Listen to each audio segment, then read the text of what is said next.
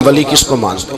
اللہ تبارک و تعالیٰ نے 4 کتابیں نازل فرمائی، اللہ دے دیتا حضرت جبریل سب کی چھتوں پہ، اللہ کے فرشتے بارش برساتے ہیں نا، کتابیں بھی برس سکتی تھی نا، چھتوں پہ گرا دیتا کہ لو پڑھو، لیکن اللہ نے کتابیں 4 بھیجی، نبی 1 لاکھ کم و بیش 24,000 عطا فرمایا۔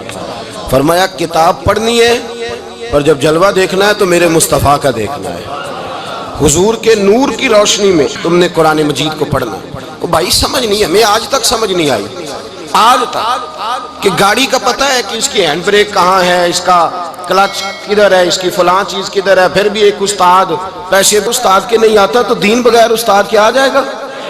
اور دین کے مسئلے باریک ہیں، یاد رکھیں، شیطان حملے کرتا ہے، باریک بات ہے۔ تکبر والا جنت میں نہیں جائے گا، ریاکاری والے کی عبادت قبول نہیں ہوگی، حسد والے کے اعمال ضائع ہو جائے، جھوٹ بولنے والے کو حضور نے فرمایا میں اسے مومن ہی نہیں مانتا۔ اب یہ ساری چیزیں جو باطنی نقص ہیں، یہ بیماریاں ہیں باطن کی۔ آپ اگر دوائی نہ لیں تو آپ کے جسم کی بیماری نہیں جاتی، درویش کے پاس نہ جائیں تو آپ کی روح کی بیماری نہیں جاتی۔ جھوٹ نہیں چھوٹ سکتا، بدی نہیں چھوٹے گی۔ ہم نے دیکھا ہے تھوڑی دیر کے لیے لوگ مسجد آتے ہیں، نماز شروع کرتے ہیں، عمرہ کر کے آئے تو شروع ہو گئی، تھوڑا سا حج کر لیا شروع ہو گئی، خدا نہ خواستہ گھر میں کسی کا انتقال ہو گیا تو نماز شروع ہو گئی، تو ٹھیک کریں، لیکن وہ بعد میں چھوڑ جاتے ہیں۔ قائم کون رہتا ہے؟ قائم وہ رہتا ہے جس کے پیچھے کوئی قائم رکھنے والا ہوتا ہے۔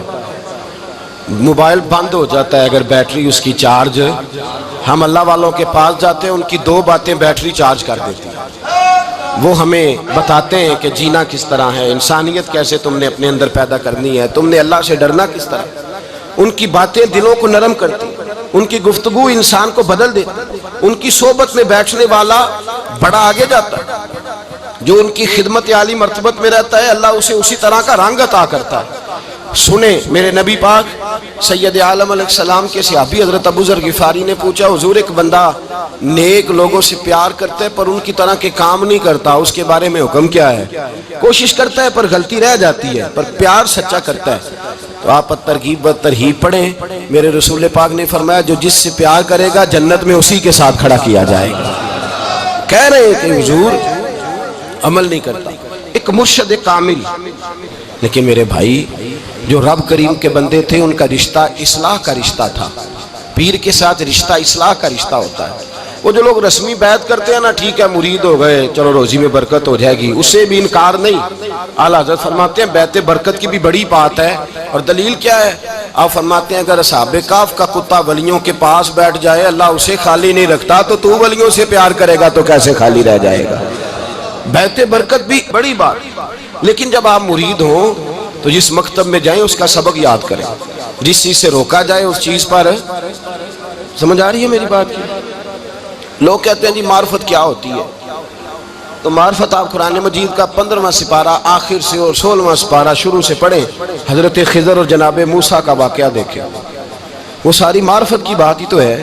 ایک بندہ قتل کر دیا جناب خضر نے، حضرت موسیٰ کہتے ہیں یہ کیا کیا؟ آپ فرمانے لگے یہ اپنے باپ ماں کے لیے تکلیف کا سبب بن جانا تھا لہذا قتل کر دیا، بچوں کی دیوار سیدھی کر دی، یہ ساری تفصیل قرآن مجید میں ہے۔ تو حضرت سیدنا موسیٰ علیہ السلام کہنے لگے یہ کیا؟ فرمایا ان کا باپ بڑا نیک آدمی تھا۔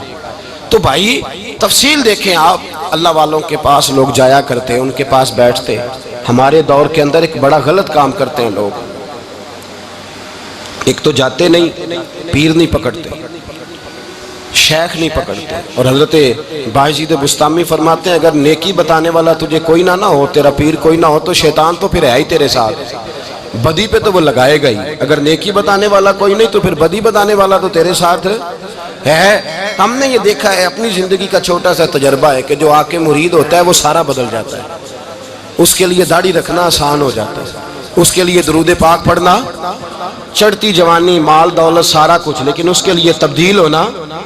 اور جو لوگ اس طرف توجہ نہیں کرتے، اس معرفت کی طرف رجوع نہیں کرتے، ان کی زندگیاں بیت جاتی ہے ویسے کہ ویسے ہی رہتے ہیں، تبدیلی نہیں آتی۔ تو بھائی اس زمانے کا جرم پتہ کیا ہے؟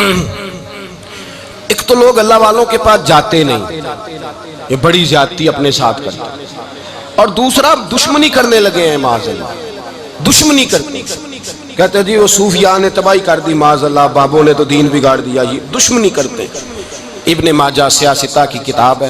حضرت عمر کہتے ہیں میں حضور کے روضے پہ گیا تو جناب معاذ بن جبل حضور کے روضے پہ بیٹھے رو رہے تھے، تو میں نے کہا معاذ کیوں رو رہے ہو؟ کہنے لگے نبی پاک کی ایک بات نے رلا دیا۔ میں نے کہا کیا ہوا؟ تو کہنے لگے رسول پاک نے فرمایا ہے دو باتیں اتنی سخت کر دی ہیں کہ میں ڈر رہا ہوں کہیں مجھ سے یہ غلطی ہو نہ جائے۔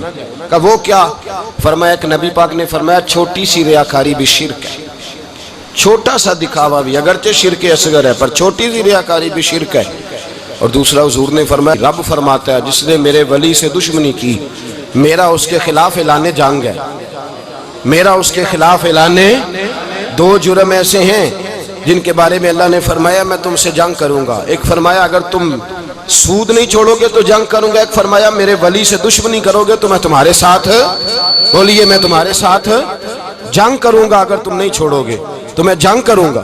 تو میرے بھائی سمجھ لیں اولیاء اللہ کے پاس نہیں جاتے تو کم از کم دور رہ کے پیار تو کریں، دور رہ کے پیار تو کریں، پیار تو کریں اس کے ساتھ۔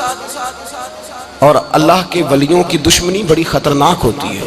اب یہ جو حضرت معاذ رو رہے تھے نا تو اس کی شرح میں حضرت حکیم الامت نے لکھا ہے حضرت معاذ کہنے لگے کہ میں رو اس لیے رہا ہوں کہ ایسا نہ ہو کہ میں کسی بندے کی بے ادبی کر دوں اور وہ اللہ کا ولی ہو، تو میں رو رہا ہوں کہ کہیں کوئی بات نہ مجھ سے نکل جائے۔ لوگ فار فار باتیں کرتے ہیں، فار فار لوگ ایک منٹ کے اندر بڑے بڑے لمبے چوڑے اعتراضات کرتے ہیں۔ تو بھائی اللہ کے ولیوں کے ساتھ پیار کریں، ان کی صحبت میں جائیں، ان کے پاس بیٹھیں، ان کی سنگت اختیار کریں، ان سے اپنی روح اور قلب کے لیے دعائی خریدیں، جو وہ پرہیز بتائیں وہ پرہیز کریں، پھر دیکھیں اللہ تبارک و تعالیٰ آپ کو نماز میں اطمینان عطا کرے گا، قرآن پاک میں دل لگے گا، درود و سلام کا موقع ملے گا۔ اور اگر یہ کام نہیں کرتے پھر مخالفت کریں گے۔ پھر کیا کرتے ہیں لوگ؟ ایک بزرگ گزرے ہیں حضرت ابو سعید عبداللہ ان کا نام ہے، بغداد میں پڑھتے تھے، اور خوش قسمتی یہ ہے کہ حضور غوث پاک کے کلاس فیلو تھے، حضور غوث پاک کے ساتھ پڑھتے تھے۔ حضرت عبداللہ فرماتے ہیں کہ میں بھی پڑھتا تھا تو ایک بڑا لائق سٹوڈنٹ تھا، اس کا نام تھا ابن سقا، وہ بھی پڑھتا تھا۔ فرماتے ہیں بغداد میں شور ہوا کہ ایک محمد غوث نام کے بزرگ آئے ہیں بغداد۔ ان کی کرامت یہ ہے کہ وہ ایک منٹ کے لیے موجود ہوتے ہیں اور اگلے منٹ وہ غائب بھی ہو جاتے ہیں۔ فرماتے ہیں شوق پیدا ہوا، میں حضرت غوث اعظم شیخ عبد القادر جیلانی اور ابن سقا ہم تینوں نکلے بابا جی سے ملنے، اور یہ آج سے 1000 سال پہلے کی روایت ہے۔ کہتے ہیں ہم سبق بھی پڑھا کرتے تھے اور کا دیدار بھی کرا کرتے تھے، ہم دیدار بھی کرتے تھے اللہ کے ولی، دونوں کام کرتے۔ فرماتے ہیں ہم دونوں جب تینوں نکلے نا تو ابن سقا رستے میں کہنے لگا بڑا ولی بنا پھرتا ہے معاذ اللہ، ایسا سوال کروں گا اسے جواب ہی کوئی نہیں آئے گا۔ آپ فرماتے ہیں میں نے کہا نہیں جی میں سوال تو میں بھی کروں گا، سوال تو بولیے سوال تو میں بھی کروں گا، پر میں دیکھوں گا وہ جواب کیا دیتے ہیں، دیکھوں گا۔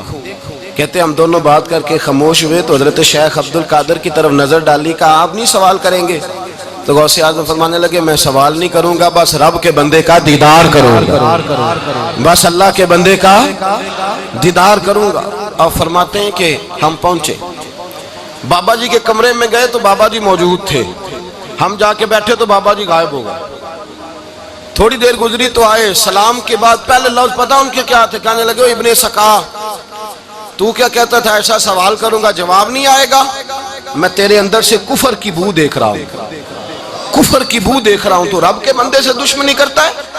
اور فرمانے لگے او ابو عبداللہ تو کہتا تھا کہ میں دیکھوں گا وہ